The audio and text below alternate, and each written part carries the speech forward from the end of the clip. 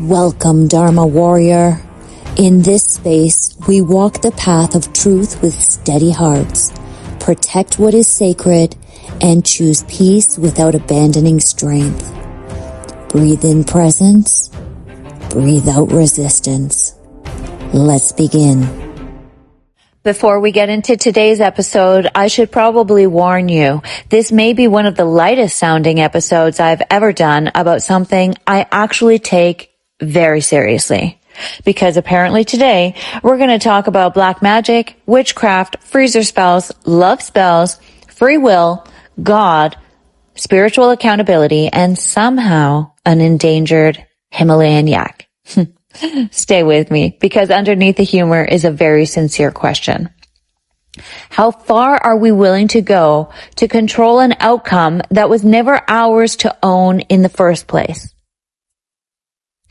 Have you ever felt just not like yourself? Maybe you felt a heaviness you couldn't explain. Maybe you've experienced a strange streak of bad luck, an unusual shift in circumstances, or something that simply made you wonder, what the heck is going on? Now, I am no expert in black magic, witchcraft, or the occult, and I'm certainly not qualified to tell you that something unexplained in your life is medically, spiritually, or otherwise being caused by something unseen. But I do believe that there are things about this existence that we don't completely understand. I believe in energy. I believe in intention. I believe in God. And I believe we should be extremely careful about assuming we have the authority to interfere with another person's life simply because we don't like what is happening. Which brings me to one of the strangest conversations I've ever had while simply trying to make a purchase. So I go into a store one day and the woman working somehow knew I was spiritual. How? I have no idea. But apparently that made me a safe audience for what she was about to disclose. So she tells me that there was a child bullying her daughter and that she had simply put a freezer spell on the other problematic child. Now, she may have expected me to nod along in spiritual solidarity, but instead she received an unsolicited moral philosophy course because my immediate question wasn't, well, did the freezer spell work? My question was, well, what gives you the right to try? But luckily she actually leaned in, so I explained. Let's assume for the sake of this conversation that you do believe you're actually doing something that works. What have you accomplished then? Your daughter may not have had the opportunity to defend herself, find her voice, establish boundaries, and navigate a difficult situation. The other child may never be confronted with the consequences of her behavior and therefore learns nothing about how her actions are affecting somebody else. And now you've stepped into the middle and attempted to manipulate the circumstances from the shadows. Nobody necessarily grows. Nobody necessarily learns, and nobody really wins. And perhaps the original situation simply appears somewhere else because the lesson itself was never addressed. And that's what bothered me. Not merely the spell, the interference. Because sometimes our desire to protect someone or ourselves can become so strong that we begin believing we are entitled to remove every obstacle from the path. But are we? What if that obstacle contains something somebody needed to learn? What if the experience becomes part of their growth? What if interfering with another person's path changes something that you don't have the foresight to understand? Supporting someone through an experience is one thing, but deciding without their knowledge that you have the authority to manipulate their circumstances is something very different. And I think this extends far beyond witchcraft, because you don't need a potion, herbs, candles, or a spell to negatively interfere with somebody else's life. Gossip can do it. Manipulation can do it. Sabotage can do it. Lies can do it. Character assassination can do it. Trying to turn people against someone can do it. So perhaps the question isn't simply, do you practice black magic? Maybe the better question is, what are you willing to do in the shadows to produce the outcome that you want? Because intention really matters to me. In fact, it's everything. If you would be horrified for everybody involved to know what you were doing behind the scenes, Perhaps that's worth examining. Mistakes happen. None of us are perfect. I certainly won't pretend to be. But there is a difference between making a mistake and deliberately trying to manipulate another person's circumstances while convincing ourselves that our desired outcome justifies the method. And then, oh boy, there is love magic. I have actually had someone disclose to me that she performed love magic intended to attain the man who eventually became her husband. Now listen, I'm not here to tell you whether the magic worked. I have absolutely no way of knowing that. But I do have one question. What if the magic wears off? I'm serious. Because if you genuinely believe you needed magic to make another human being choose you, wouldn't some tiny part of you always wonder, would this person actually have chosen me without it?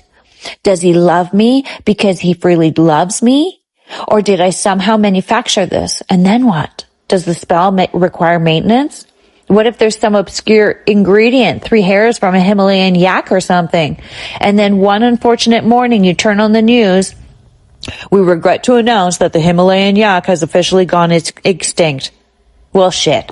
Now you're sitting across the breakfast table staring at your husband thinking, oh my God, how's he thinking about the marriage today? He's unusually quiet. It's wearing off. He says he's going golfing Saturday. Oh my God, the yak hair is failing. Now you're not enjoying the relationship you were so desperate to attain. You're guarding it. You're clutching it. You're looking for evidence that your control is slipping. And congratulations, now you've created your own mental prison. Because if you believe you manipulated somebody into staying, how can you ever experience the peace of knowing that he stayed freely?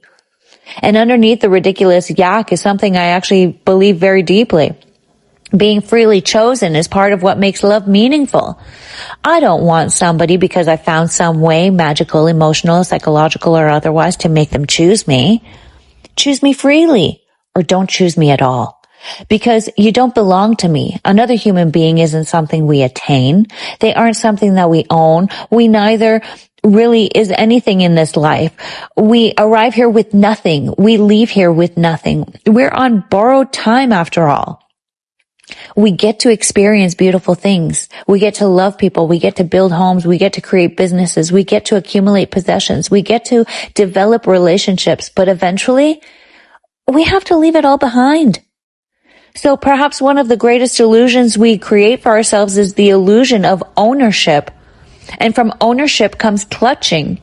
From clutching comes fear. From fear can come control. And from control can come manipulation.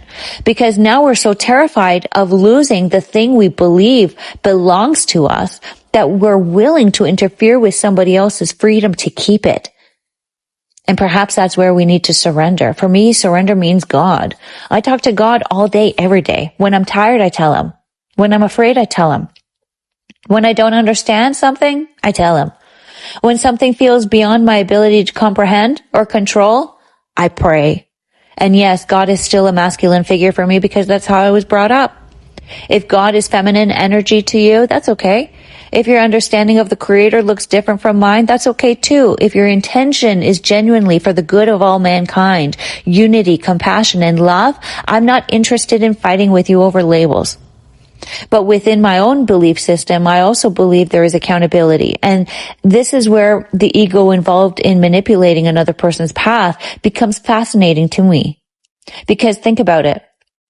Wouldn't it be extraordinarily egotistical for me to believe that I possess enough spiritual authority to manipulate another person's life?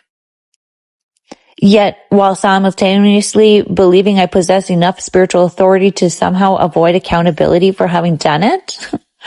You can't have it both ways. If I believe my actions carry spiritual power, then surely I must also consider that my actions carry spiritual responsibility. There is a price for everything.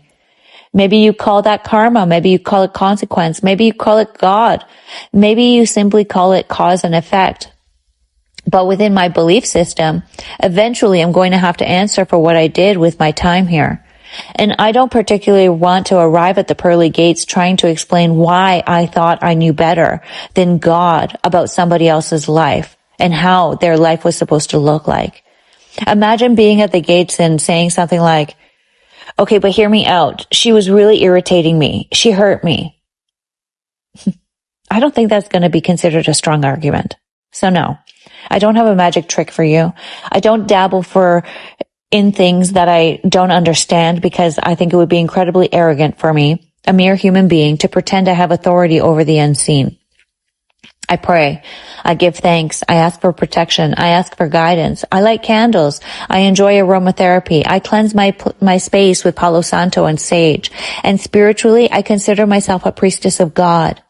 Not because I believe I'm more powerful than somebody else, quite the opposite. Because I recognize that there is something infinitely more powerful than me. And that means I don't need to control anything. I can surrender it. Perhaps that's the real alternative to manipulation. Not weakness, not naivete, surrender, knowing your surroundings, using discernment, protecting your energy, speaking when something needs to be spoken, and walking away when something needs to be left behind. Doing what is actually yours to do and releasing what isn't. I believe there is light in the world. I also believe there is darkness. And I believe we should be conscious of what we contribute to either one. But I don't want to spend my life terrified of darkness. I would rather spend it strengthening the light through prayer, through integrity, through intention, through love, through truth, through heart coherence. Because perhaps the most powerful spiritual practice isn't controlling what somebody else does at all. Perhaps it's becoming so responsible of your own energy, your own actions, and your own intentions that you no longer need to manipulate theirs. We don't own anybody. We don't control everything. And we're not supposed to. So stay aware, stay discerning, stay prayerful if prayer is part of your path, and stay true to your intentions. And remember, life may not presently be all love and light, but if enough of us choose to contribute to the light rather than secretly trying to control one another from the shadows, maybe eventually there won't be quite so much room for the darkness to thrive. And if all else fails, please leave the Himalayan yaks out of it. They've been through enough. Until we meet again, walk with courage, lead with compassion, and protect your peace. We are the same